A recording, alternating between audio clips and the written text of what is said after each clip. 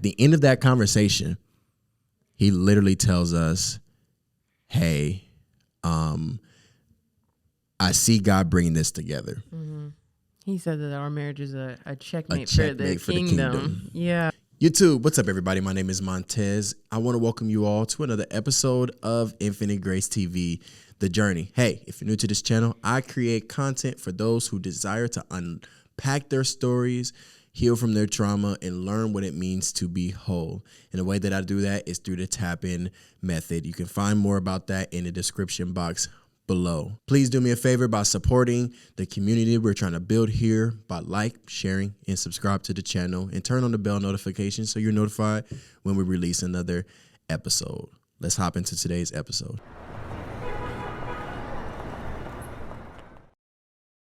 Ooh, yo, y'all ready? Y'all, look, They're not. Look, y'all have been blowing us up. Like, we posted a video and I'm just acting goofy, and all we hear is, yo, there's no time for fun. We need part 2. You can't go camping. No time for camping. No time for camping. Fun. We need part 2. Y'all nosy. Y'all know that. Like, they just nosy. I was just thinking that. I was like, it's just nothing but nosy. Nosy. But maybe y'all really intrigued on how God redeemed our story. Let's say that. They want, no. They want the tea. They want the tea. But also, they might be going through a relationship that's, just as fried as ours. And they're like, how do I get her back? We not Was that a shot? Was that a shot? No. Oh. What would it be a shot? He was like, how do I get her back? I was drumming about that. How do I get her back? First, what you do is you get a whole bunch of mayo. I'm hungry for mayo. She has an addiction to mayonnaise. Mayonnaise. What's your favorite brand? Hellman's, obviously.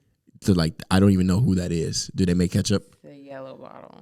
The yellow bottle. It's got like a yellow and blue label on it. Oh, it's like buttery. You like buttery mayo? Mm-hmm. That's creamy. Sick. That is so sick. Okay. Anyway. It doesn't matter. They're like exiting out of the video. Anyway. No. So, disclaimer, we're not experts. We don't know what we're doing. Mm-mm. We're just following the leading, the guidance of Holy Spirit, submitting to some sound community, and figuring it out. Mm-hmm. So basically what y'all are hearing is how we are just figuring it out and trusting the Lord and trusting the process. So where we last left off was my homeboy, my best friend, reached out to me and said, yo, do you think you're going to reconcile with Janessa? I was already in a period where I was reaching out to people to make amends, right? And that it was just one of those things where he just happened to bring you up. And I was like, I'll get to it when I get to it. I'm going to get to it. I got to spend 9 days in San Diego. I ain't want to think about it.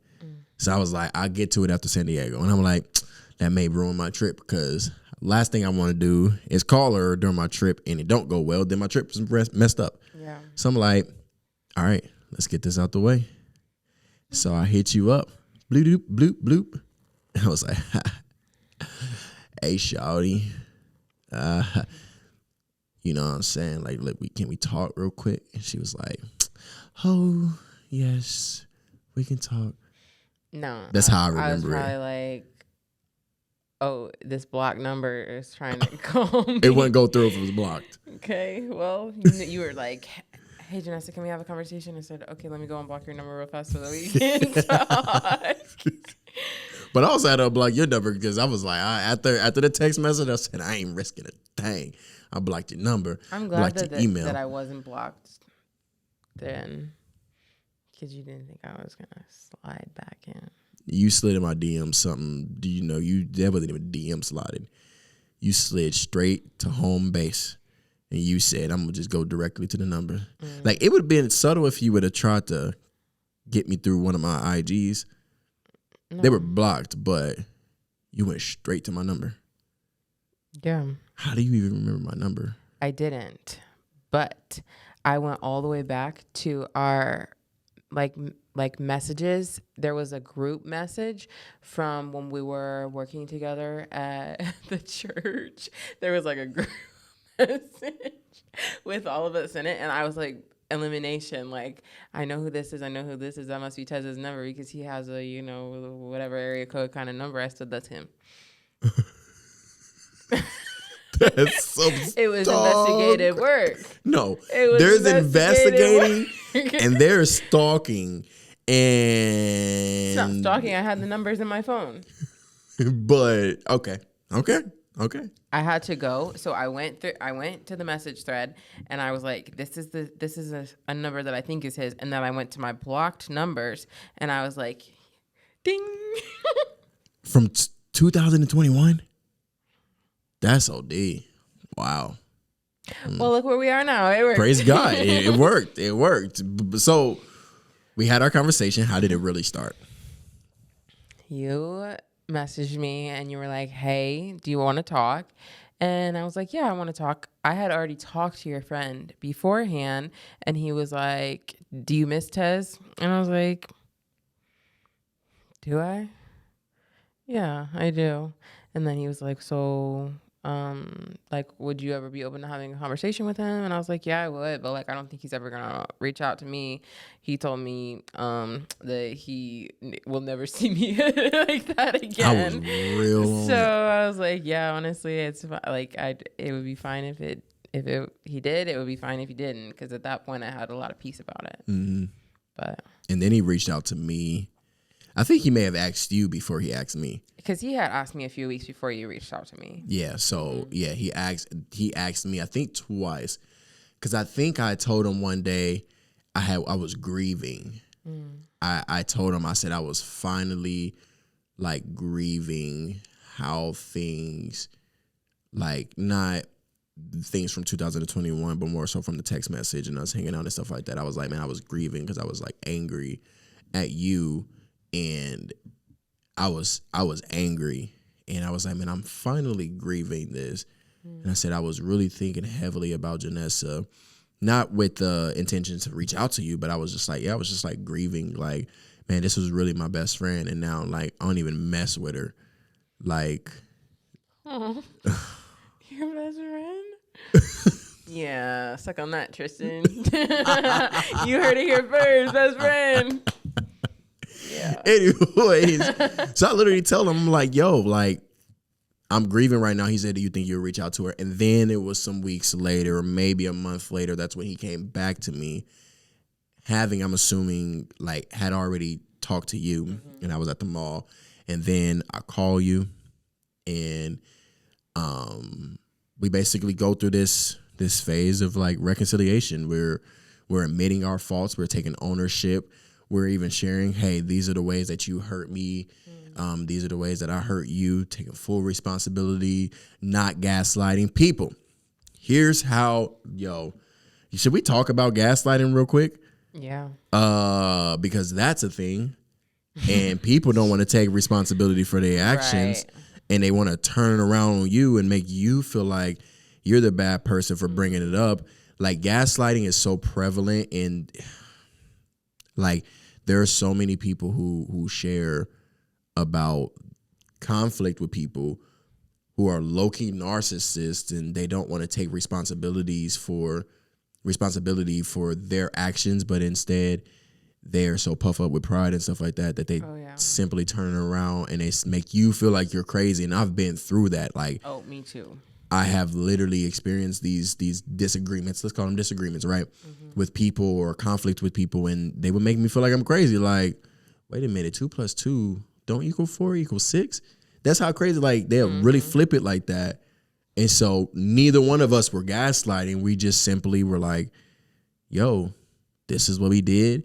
This is the consequences. This is the repercussions of these actions, or the lack of these actions.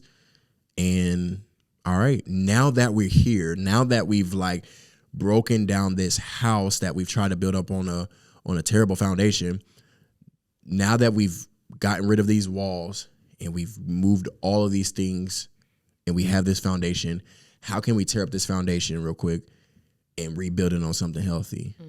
And then that's when I simply asked the question, so what's been actually going on with you, right? I was asking the question like, how's your healing journey actually happening? Yeah.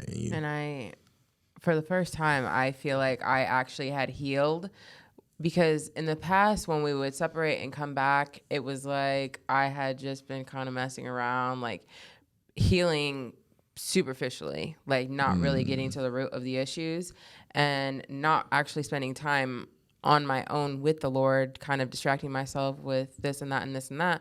But this time around, in like the 7 or so months that we were separated, I was like, you know what, Janessa, you're actually pretty toxic. So it's time for you to like buckle up and really focus on yourself, your relationship with the Lord, and figure out what it is that you want to be doing, what your purpose is, what God's will for you is. And so I had just been sharing with him like what the Lord had been doing on my heart and in my life and my plans for the future. And I think that's when it like things started to kind of shift in our relationship, because we could see, oh, like this, our purposes are very aligned. Yeah. Yeah. It was like a very supernatural moment. And mind you, from 2021, I heard it, right? And I heard it again. And it was like, I could redeem this relationship. Like in that moment when I asked you and you were telling me all about these things, and you can share about Nashville and stuff like that as well, but like you're telling me about these things and I'm like, oh, wait, did God just speak to me and tell me you can actually redeem this relationship? And it was a surreal moment for me. And I was also sharing, I guess, like my journey of healing and how I have really been fighting for purity and trying to unpack all these things and my wrestle in that journey. And it was one of those like where I had so much clarity. It was like you're eating what's that wasabi, and you know how wasabi just like clears you out. That's how I was feeling. I was like so cleared out. Like if I would have took a big whiff, I would have smelled the cat across the street. Like that's how clear I was. That's disgusting. Ew. Why would you say that? Why would you say that? I was so clear I could smell the cat across the street. And I live in the hood too, so ain't no telling what else I'm gonna smell. It's that nasty cat that's always under your car. Hey, I love that cat. Don't talk about little Jimmy. That cat name is Jimmy. Jimmy. Okay. So, anyways. So, I'm like clear. And I hear that and I'm like, all right, God, hey, you know, you hear something, you test it, right? You test it according to his word. You test it according to like counsel, prayer. So I'm like, I ain't gonna say nothing. Now I learned my lesson in 2021. I really ain't gonna say nothing now. Yeah. And I didn't feel any rush or anything to say it because you had told me you was moving to Nashville. Yeah. I had planned on moving to Nashville. I literally was set, like, for the last year, I've been like, oh, I'm moving to Nashville, visited, fell in love with it. Well, I've always loved Nashville. I always wanted to live there since college. And I had plans. Like, I had found the apartment that I wanted to live in. One of my, like, very good friends lives in Nashville. I was like, okay, well, I'll get a job there. It'll be fun. We'll just have a good time out on the scene. I'm going to go back to school, get my master's, and just... I had set plans that I felt so good about, and I was like, I'm leaving. This is cool. Like we can be cool, like reconcile. Yeah. But I'm out. So. Yeah. And that was my whole intention with even reconciling. It was just like, look, I'm out here in these dating streets. I'm getting to know people. I'm having fun, just learning what I like, learning what I don't like. I'm content to a degree where it's like, yo, I got stuff. At this point, I had left my job. Literally maybe some weeks before to really invest full time to a capacity into my business, into Infinite Grace.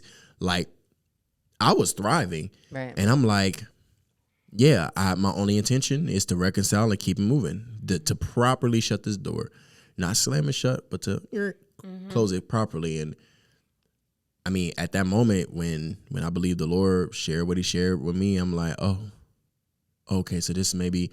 And I didn't have a framework of what he meant by redeem the relationship. I didn't automatically run and think romantic. Yeah. I'm just thinking, man, the part of reconciliation is like Rashad said, right? Exchanging improper currency for the proper currency. And we're basically exchanging the worldly way in which we've done our relationship with the kingdom way of doing a relationship. And that's even to the degree of friendship. Yeah. Because friendship, I was speaking with somebody in one of my other podcasts, and she literally says, like, friendship is the foundation of every relationship. So we can manage to just be friends. I was content with that. The thing with that is we can't. No, no. We can never just be friends. Sometimes some people can't. I mean, people can be friends like with the opposite sex, but you and me specifically cannot do that. I don't know. No. There's just never been that kind of like, it's just not possible. No. I mean, yeah, if Nashville showed us anything, it just wasn't going to happen. It was not It's happening. not going to happen. So, I mean. Did we talk about Nashville? We talked about Nashville. Okay. Yeah, we did. Yeah. I must blacked out. I mean, part 1 was about a week ago. About a week ago. No, okay. Anyways, so I'm now praying. I'm talking to my guy, right? I think I reached out to some other people. And then I have a San Diego trip coming up literally about a week after we reconcile. I think this was on a Sunday. I think we talked maybe on like a Wednesday because I think I left on a Thursday or a Friday. So it was just a few days after we actually reconciled that we had talked. And I was sitting out because I was about to go upstairs and chat with one of my mentors, and I called her. And I was nervous at first because I was like, okay, what if her response is, nah, bruh. Like, no? What do you, huh? Then I'm like, all right, cool. You know, did I just mess something up again? Or has she grown in maturity to properly respond? No, leave it at that. We good, right? Ain't no weird stuff got to happen. You said no, your no is your no. You can still follow each other. Cool. I ain't going to be, but I hit you up and I was nervously, I was like, yes, I've been thinking. And what do you think about things coming back around romantically? And she was like, please, no, please do not. Let me tell you exactly what she said. This is exactly what she said, right? Because we was on FaceTime too, so I was looking at your face. Her face lit up. Nah, actually, she went pale. She went mad pale. She was like, so rude. Nah, you was like so excited, you went pale. You said you went pale, and then you said you went mad pale, and pale implying that I'm already pale. No, it's not gonna slide on right by me. I got it. I'm just playing, babe. Nah, but she was in. We ain't gonna ever get through this story. So many memes and stuff. Nah, but I don't even remember really what you had said. I was like, I could see it. Like, I mean, I had already been kind of feeling like, obviously I sent that message to him and he fully knew my feelings, but my feelings for him had never really they hadn't gone away, but I was content with moving on and marrying someone else.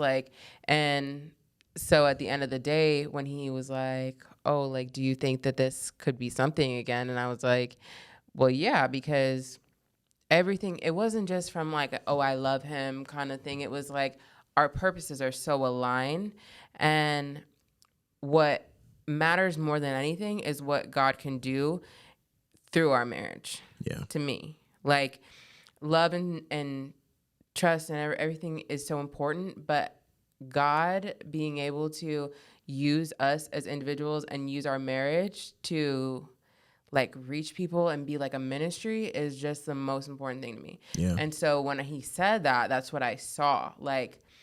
Our purposes are aligned.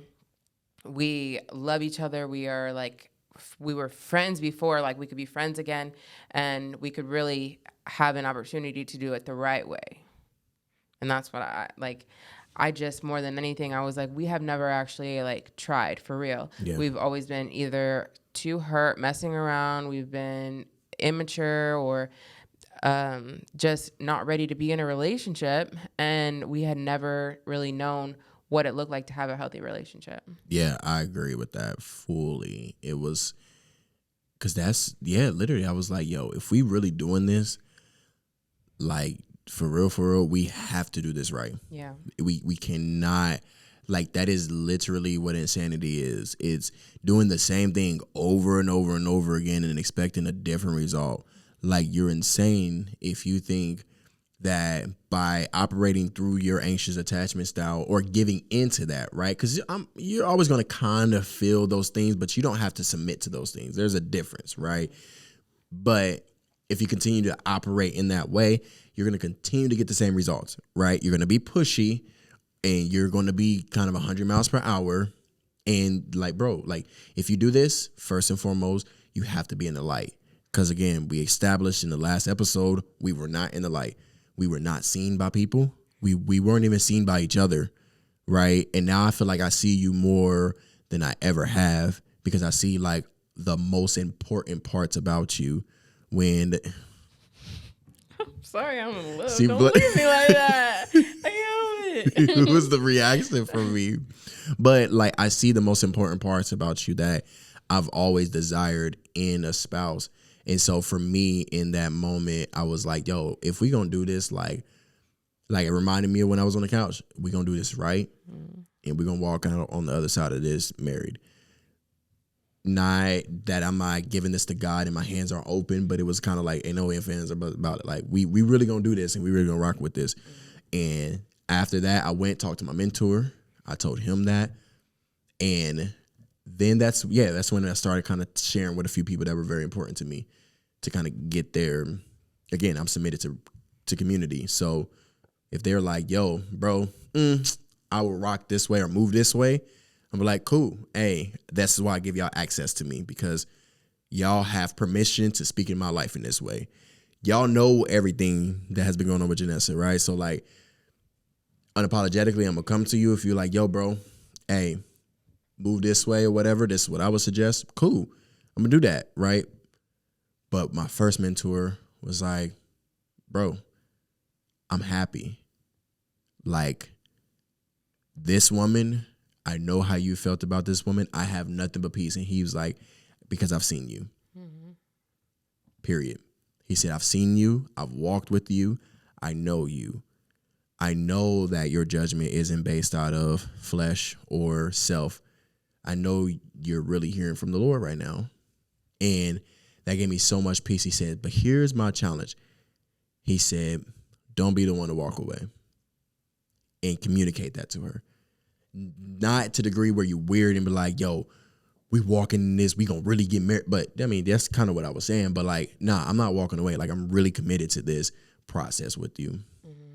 And then told my guys, one of my guys who we were most concerned is I'm gonna share my some of my people actually did not like you.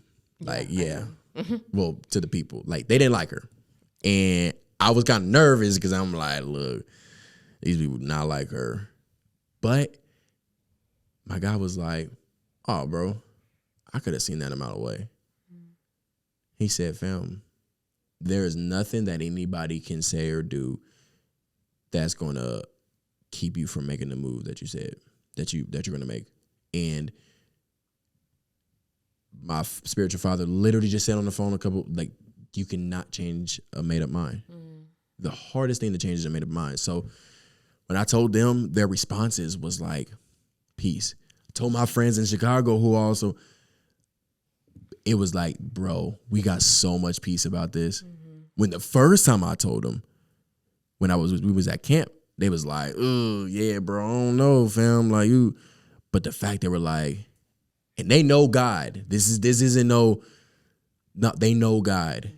They pray about their brother. You know what I'm saying? They pray on behalf of their, but their responses was like, oh God, you really, really boop, boop, boop. He's like touching everybody's heart, but like, yeah, We got peace about that. And I have never had peace.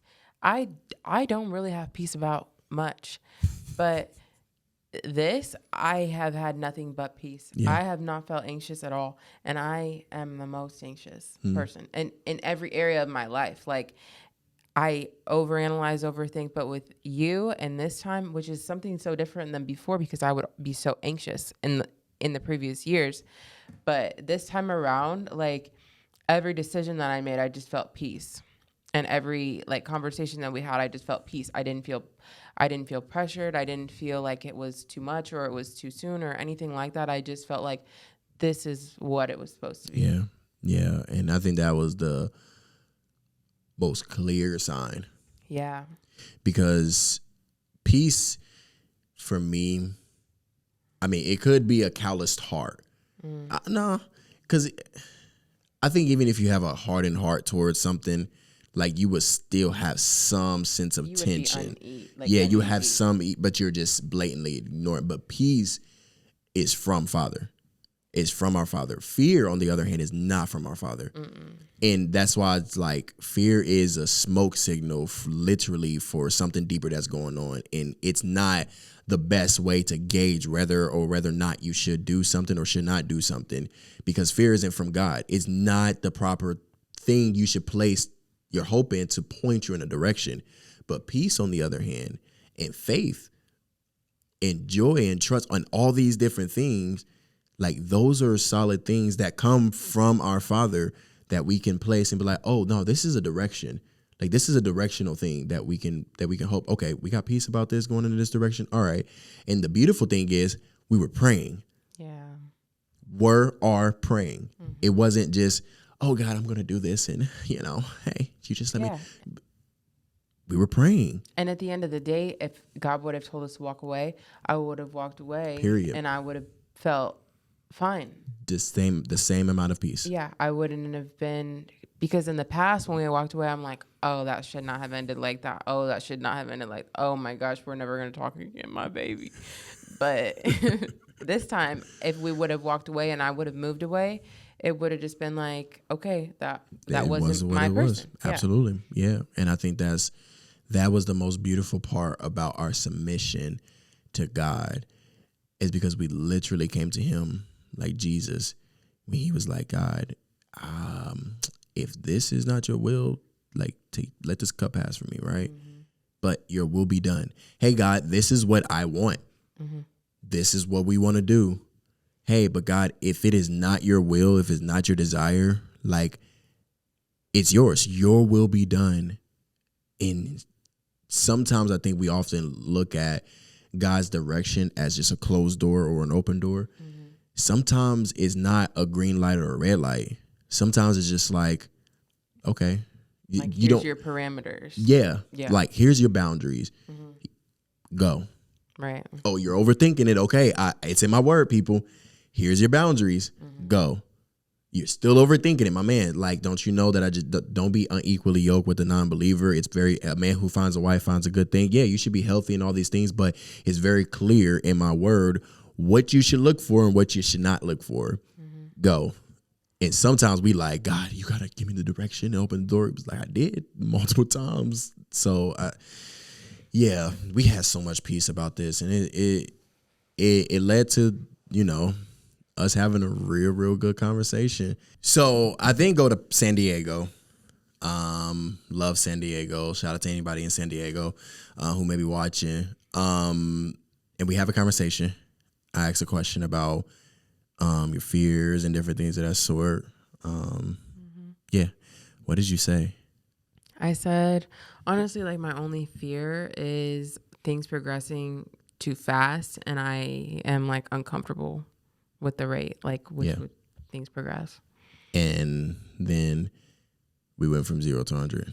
Yeah, but it didn't feel like that. No, not at all. Like it really felt very natural. Like we talked about in that moment, there was no need to like just like, oh, let's like get to know each other and date and stuff like that. So it was like from that moment on, we were just official. We were officially together in a relationship. You my boo, I'm your boo. My boo. Hey, that was a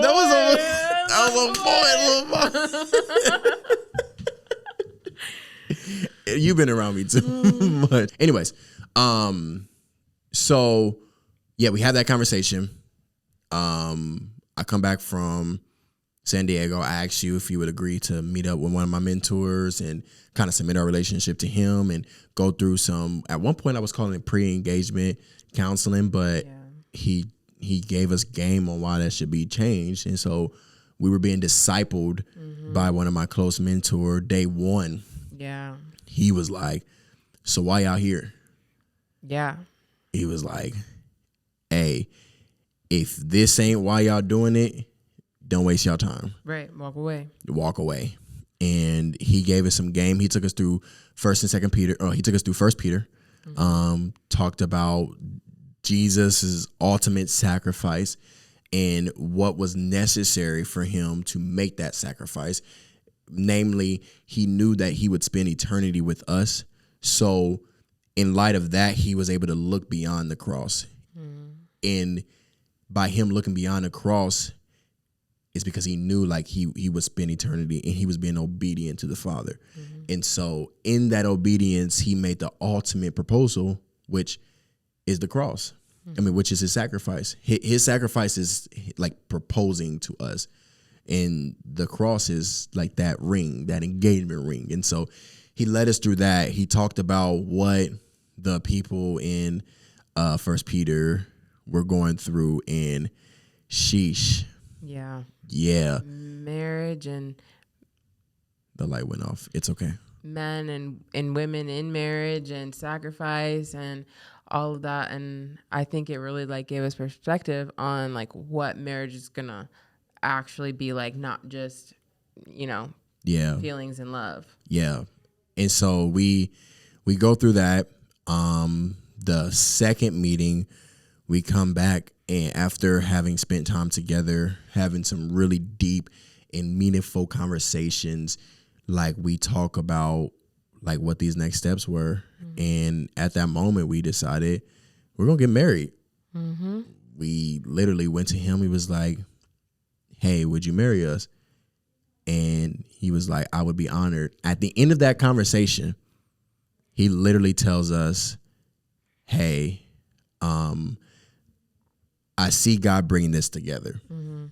He said that our marriage is a checkmate for the kingdom. Yeah. He's like, now look, because he told me so long ago, right? He was like, "Bro, you need to find the one." He said, "Hey, there's so many people." I'm like, "Yo, find somebody who is suitable." He's like, "Bro, you need to find the one." He was like, "Then that means you can't doubt yourself." And when he said what he said, it was almost as if he was like, "Yeah, remember what I said back then? This is that girl that I was talking about." And when he said, "Yo, this is a checkmate for the kingdom," I was like, "Oh, my mama, cousin, we out here." Like, that was so encouraging for me. Oh, yeah. That was like, man, that was it. And so we decided to make y'all wait for another part. No, I'm just kidding. We ain't going to do that. They were going to be hurt. You're not here. They was going to be unsubscribing. Hurt. Nah. Yeah. We decided to get engaged. I proposed a few weeks ago, but we were engaged before then. Our wedding is July 7th. 777. 7/7, knowing each other 7. Such a beautiful, and none of that was intentional. No, not at all. It just worked out that way, and then it was like, oh, we've known each other for 7 years. It's so special. Yeah, and we didn't even go into detail about you moving or deciding to move from Nashville to Indianapolis. That can be a different video. Yeah, we don't have to go into that for the second time, but and the fact that our light went out, which is wouldn't happen if it was powered, but it is what it is. I'm so encouraged by this journey with you. I'm so encouraged by you and your faithfulness to growing and healing, your faithfulness to Jesus, like through and through, right? That's the most encouraging thing about you, is your faithfulness to Jesus, because like I can depend on the Jesus in you. That like when you bugging out, I'm like, yeah, she'll come back around because she got Jesus in her, and he about to give her that haymaker. You know what I'm saying? And I honor you, and I wouldn't want to do this. I can't imagine doing this with nobody else. I wouldn't do this with anyone else. Honestly. No, I would rather just be single. I'd be like, God, I don't want to be married. I'll be like, Paul. Honestly, like that's fine. Whatever. Yeah, look, big chilling. Big chilling, stacking up. Nah, but I'm so thankful for you. Thankful for you. I think we should start a YouTube channel. Oh yeah. I think that'd be a really good idea. Yo, if y'all want us to start a YouTube channel, comment below. Start one now. All caps. Comment below. Start one now. If you made it to the end of the video and you want us to start a YouTube channel, comment below. Start one now. Man, I think that's it. That's it. I think that's our story. We're getting married. Now y'all know what I got to do. Y'all always see the videos of me clowning. It really be her. So be for real. For real. I am being for real. Be so for real. It really be me. I know. Nah, we appreciate y'all for hearing our story, tuning in to part 2 of this episode. Yo, I'm Tez. This is my boo thing. Janessa. Ooh-wee. That's going to sound Janessa real good Raleigh. on a potential podcast. We'll see. Nah, I appreciate you for tuning in. Back out quiet.